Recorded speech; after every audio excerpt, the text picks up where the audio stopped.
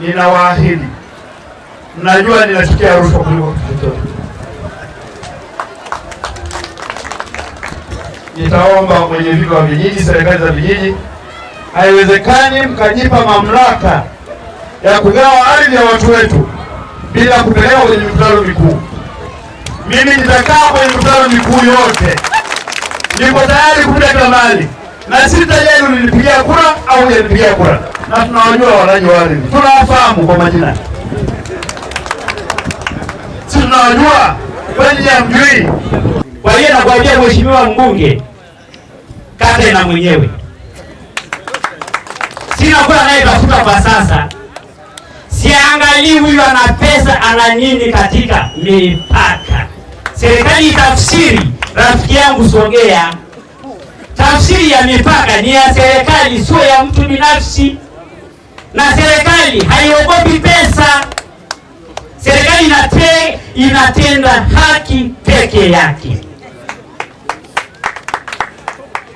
Mimi najua mheshimiwa mbunge, mambo mengi katika kijiji kimefanyika, lakini siongei. Leo ni siku ya shukurani.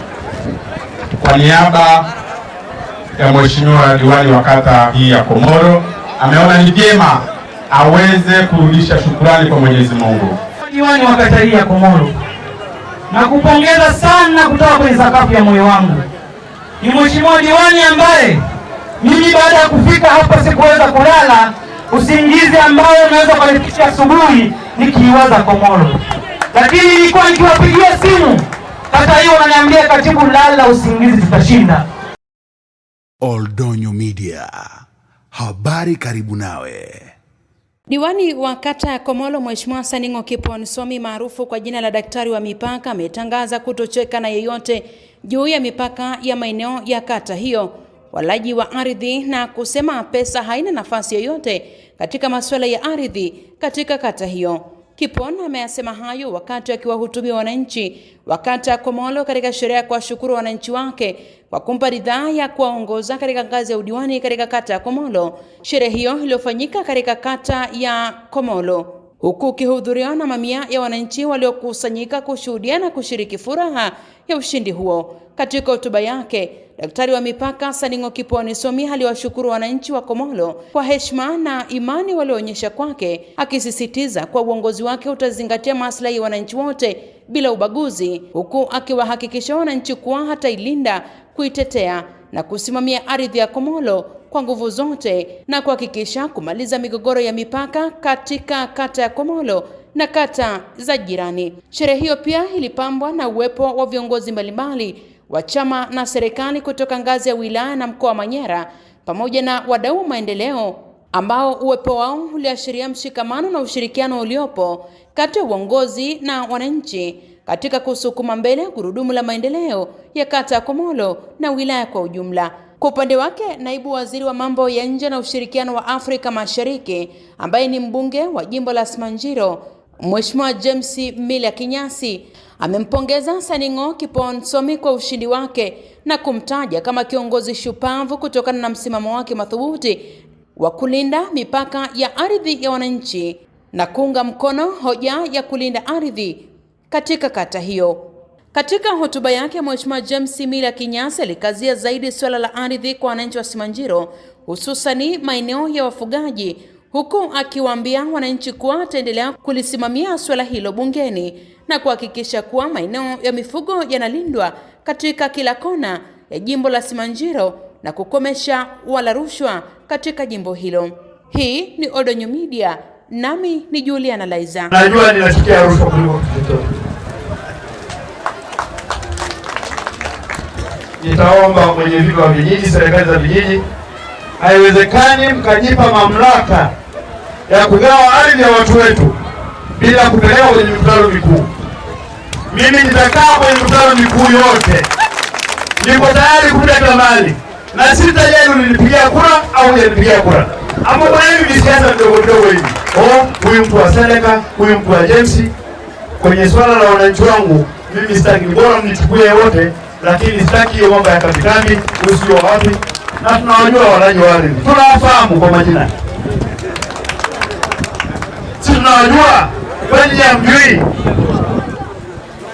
Serikali ya wilaya na mimi tumejipanga kweli. My friends, tunawanyoosha na hatuatishi. Ni bora tuweke historia nzuri. Kwa hiyo kama unajua kule Moshi, unajua niwape mfano mzuri tu, mheshimiwa mwenyekiti.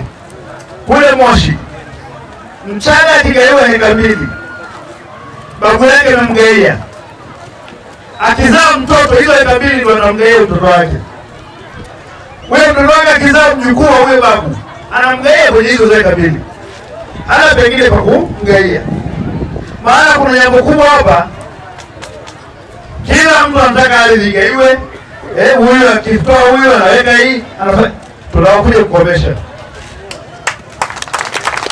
mengi yao kiwa Maasai ndio Somalio dai bila mwini bogo amgio nazo midini na nyamungu ngoja leo jiboge yo yolito ilipale kenda hela na gende alina ndari para rona jiboge ajalai rona jalai amma jalai amala na bahana haga ida na ngai kaya leo dana bahari yo ajoganyo adauna yesu moja kwa moja ni yela ngai na heshima ngana boge alafu na maisha na ngana kake auyenda amaura ngai na heshima na amheshima ngai ndio yero mara bali siasa ni chafu hii mara bali ndio iko hapo mara ndio robogi kake mara ndio siri aje roho ekoliokura. Ninaomba wote, mimi binadamu, naomba nishauri wazee wa dini kuambia mheshimiwa mbunge kata na mwenyewe sina kula naye tafuta kwa sasa, siangalii huyu ana pesa ana nini katika mipaka. Serikali tafsiri, rafiki yangu sogea, tafsiri ya mipaka ni ya serikali, sio ya mtu binafsi. Na serikali haiogopi pesa. Serikali inatenda haki peke yake. Mimi najua mheshimiwa mbunge, mambo mengi katika kijiji kimefanyika, lakini siongei. Lakini nakwambia mimi taratibu najua. Hakuna mwenyekiti yeyote wa kitongoji anayegawa ardhi hata siku moja. Hata wa kijiji ni kupitia mkutano mkuu, na ndivyo nilivyokuwa nafanya nikitumikia serikali ngazi ya kijiji. Kwa hiyo huyo atakayegawa ardhi kinyume na taratibu, mwambie dokta wa mipaka yupo na anajua taratibu zote. Lakini mimi nawaambia wananchi wangu katika ziara yangu kutatua kero ya wananchi, Pario, maeneo ya malisho. Wewe kama unasogelea maeneo ya malisho na mapario, kama pario ndio unaona itaongeza shamba lako, acha hiyo shamba. Itapitia vijiji vyote, lakini nipate mapendekezo katika vitongoji kwa mapario. Inapitishwa serikali ya kijiji na mkutano mkuu utakaye kuwepo, lakini na kutatuliwa migogoro hiyo ya maeneo ya malisho. Nyie namaliza ardhi yenu, mimi sina budi kurudisha, lakini njia lazima uache. Maeneo ya mifugo, mheshimiwa mbunge na ni waziri, tukishaona maeneo ya mifugo inafaa kwa miaka 50 kwa namna mashirika wanavyofanya, tutaweka. Hakuna sababu kuweka miaka 10. Kwa nini uweke? Kama umetenga kwa sababu ya mifugo, ni lazima iwekwe miaka hiyo tutakayokubaliana na wale wanayetusupport. Sisi ndio wenye uwezo mkutano mkuu, sio mashirika watupangie miaka 5, miaka 10. Hapo kesho kuto tunagombana, hiyo haipo. Kwa hiyo nakwambia mheshimiwa, mimi kabla ya kulalamikia chama changu, kulalamikia serikali, nitafanya ya kwangu. Nilisema miezi 6 nikishindwa kata, nitakaa tu kuchukua ile mshahara. Miezi 6 peke yake, wala siongezi. Miezi 6. Nikuhakikishie mheshimiwa mbunge na ni waziri, najua mambo mengi yameongelewa. Mimi nilikuwa nasema ni dokta wa mipaka. Kwa nini nilikuwa nasema dokta wa mipaka? kwa sababu katika miaka yangu 10 katika kijiji cha Komolo hakuna kesi ya mwananchi mmoja kugombania ardhi na mwenzake, hajawahi tokea katika miaka 10. Mwenyekiti wa sasa ambaye alikuwa ni mwenyekiti wangu wa kitongoji cha Olembole, wamejaribu kumgusa juzi, lakini wamekutana na nyaraka, wamekimbia nyaraka yale niliyosimamia katika serikali ya kijiji. Sasa kama nimesimamia nikiwa mwenyekiti wa kijiji, leo niko kwenye ngazi ya kata. Kwa kusema hivyo, nawashukuru wananchi wote, lakini nawashukuru viongozi wote waliofika maeneo hii. Yaani niwashukuru kwa ujumla.